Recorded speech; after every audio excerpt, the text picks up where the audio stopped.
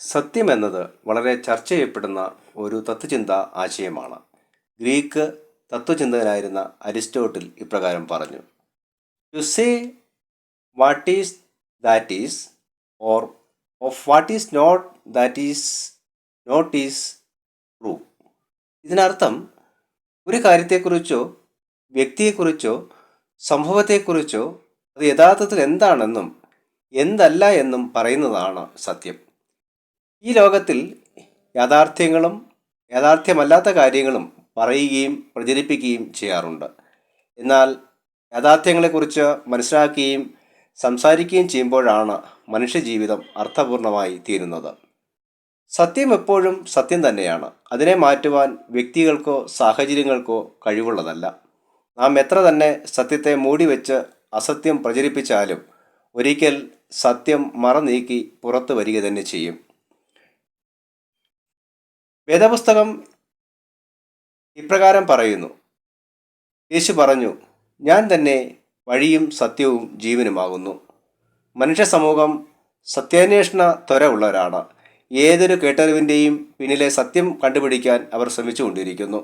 ശാസ്ത്രമേഖലയുടെ വളർച്ചയുടെ പ്രധാന രഹസ്യം മനുഷ്യൻ്റെ സത്യം കണ്ടെത്താനുള്ള ആഗ്രഹത്തിൻ്റെ ഫലമാണ്. ദൈവസങ്കല്പം എന്നത് മനുഷ്യൻ്റെ ഉൽപ്പത്തി മുതൽ തന്നെ അവനിൽ കുടികൊള്ളുന്ന ഒരാശയമാണ്. അറിഞ്ഞോ അറിയാതെയോ തന്നേക്കാൾ ശ്രേഷ്ഠമായ പ്രപഞ്ചത്തിൻ്റെ പ്രവർത്തനങ്ങൾ നിയന്ത്രിക്കുന്ന, എല്ലായിടത്തും നിറഞ്ഞു നിൽക്കുന്ന, സകലവും സാധ്യമായ ദൈവത്തിൽ മനുഷ്യൻ വിനയം പ്രാപിക്കുന്നു. എന്നാൽ ഇത് ആരും പറഞ്ഞു കൊടുത്തതാകണമെന്നില്ല. മനുഷ്യൻ്റെ ഉള്ളിലുള്ള ത്വരയാണ്. വളരെ ഉൾപ്രദേശങ്ങളിലും വനപ്രദേശങ്ങളിലും താമസിച്ചിരുന്ന അപരിഷ്കൃതരായ മനുഷ്യർക്ക് പോലും ഒരു ദൈവസങ്കല്പം ഉണ്ടായിരുന്നു. ഇത് സൂചിപ്പിക്കുന്നത് ദൈവം എന്നത് വാസ്തവവും സത്യവുമായ ഒരു യാഥാർത്ഥ്യമാണ് എന്നാണ്. ഈ സത്യത്തെക്കുറിച്ച് കൂടുതൽ അറിയുവാനും മനസ്സിലാക്കുവാനും മനുഷ്യൻ അനാദികാലം മുതൽ തന്നെ ശ്രമിച്ചു പോകുന്നു. ദൈവത്തെക്കുറിച്ച് മനുഷ്യൻ മനസ്സിലാക്കിയ കാര്യങ്ങളും വ്യക്തികളുടെ അനുഭവങ്ങളുമെല്ലാം വായ്മൊഴികളായും ലിപികളിലൂടെയും രേഖപ്പെടുത്തിയിട്ടുണ്ട്. ഇതാണ് ഇന്ന് ലഭ്യമായിട്ടുള്ള മതഗ്രന്ഥങ്ങൾ. പരിഷ്കരിക്കപ്പെട്ട മതവിശ്വാസങ്ങൾക്കെല്ലാം തന്നെ ഇത്തരത്തിൽ ദൈവിക സങ്കല്പങ്ങളെക്കുറിച്ചും പ്രവർത്തനങ്ങളെക്കുറിച്ചും രേഖപ്പെടുത്തപ്പെട്ട ഗ്രന്ഥങ്ങൾ ഉണ്ട്. ലോക ചരിത്രത്തിലെ ആദ്യ കാലഘട്ടങ്ങളിലെ അറിയപ്പെടുന്ന ഒരു പരിഷ്കൃത സമൂഹമായിരുന്നു മെസപ്പൊട്ടോമിയൻ സംസ്കാരം. വേദപുസ്തകത്തിലെ അബ്രഹാമിൻ്റെ ചരിത്രം ഇവിടെ നിന്നാണ് ആരംഭിക്കുന്നത്. വിഗ്രഹാരാധികളായിരുന്ന ഒരു സമൂഹത്തിൽ നിന്ന് ദൈവം അബ്രഹാമിനെ വിളിക്കുകയും ഏക സത്യദൈവത്തെ അന്വേഷിക്കുവാനും ആരാധിക്കുവാനും പഠിപ്പിക്കുന്നു. ഇത് അബ്രഹാമിൻ്റെ ജീവിതത്തിലെ പുതിയൊരു വഴിത്തിരിവായിരുന്നു. ദൈവം പലതല്ല എന്നും ഏക സത്യദൈവത്തിലാണ് വിശ്വസിക്കേണ്ടതെന്നും അബ്രഹാമിൻ്റെ ജീവിതം നമ്മെ ഓർപ്പിക്കുന്നു. ബഹുദൈവ വിശ്വാസം എന്ന ആശയത്തിൽ നിന്നും ഏകസത്യ ദൈവവിശ്വാസത്തിലേക്കുള്ള ഒരു മാറ്റമായിരുന്നു അബ്രഹാമിൻ്റെ ജീവിതാനുഭവങ്ങളിലൂടെ സംഭവിച്ചിട്ടുള്ളത്. ഇപ്രകാരം സത്യദൈവത്തെ മനസ്സിലാക്കാനും ആരാധിക്കാനും ആശ്രയിക്കുവാനും നമുക്ക് കഴിയേണ്ടതാണ്. ലൗകികമായ കാര്യങ്ങൾ മാത്രമല്ല, ദൈവികമായ കാര്യങ്ങളെക്കുറിച്ചുള്ള അറിവിലും നാം അനുദിനം വളരണം. ഒന്നാമത്തെ ചിന്ത, സത്യദൈവത്തെ മനസ്സിലാക്കുകയും പിന്തുടരുകയും ചെയ്യുക. സത്യദൈവത്തെ മനസ്സിലാക്കുകയും പിന്തുടരുകയും ചെയ്യുക. പുറപ്പാട് പുസ്തകം 34 അധ്യായം 1 മുതൽ 9 വരെയുള്ള വാക്യങ്ങളിൽ ദൈവം ഇസ്രായേൽ ജനങ്ങൾക്ക് മോശെ മുഖാന്തരം കൽപ്പലകളിൽ എഴുതപ്പെട്ട കൽപ്പനകളെ 2ാം പ്രാവശ്യം കൊടുക്കുന്നതായി നാം വായിക്കുന്നു. ഒന്നാമത്തെ കൽപ്പനകൾ ദൈവം നൽകിയതും ദൈവത്തിൻ്റെ വിരൽ കൊണ്ട് എഴുതപ്പെട്ടതുമായിരുന്നു. അത് മോശെ പൊട്ടിച്ചു കളയാനായിട്ട് ഇടയായിത്തീരുന്നു. ജനത്തിൻ്റെ പാപമാണ്, അവരുടെ തെറ്റായ പ്രവർത്തനങ്ങളാണ് ഇതിന് കാരണമായി തീരുന്നത്. എന്നാൽ 2ാമത്തെ കൽപ്പനകൾ മോശയോട് കൊണ്ടുവരുവാൻ ആവശ്യപ്പെടുന്നു.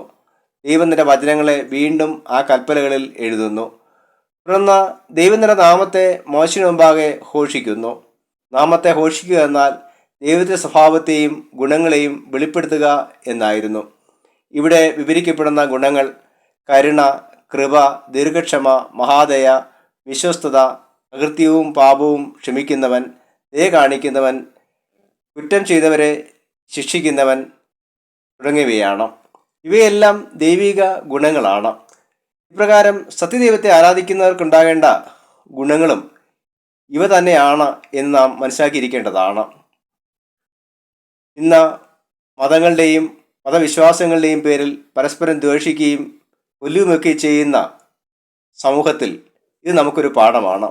തെറ്റായ ദൈവസങ്കല്പങ്ങളും തെറ്റായ ഉപദേശങ്ങളും നാം സൂക്ഷിച്ച് ഒഴിയേണ്ടതാണ്.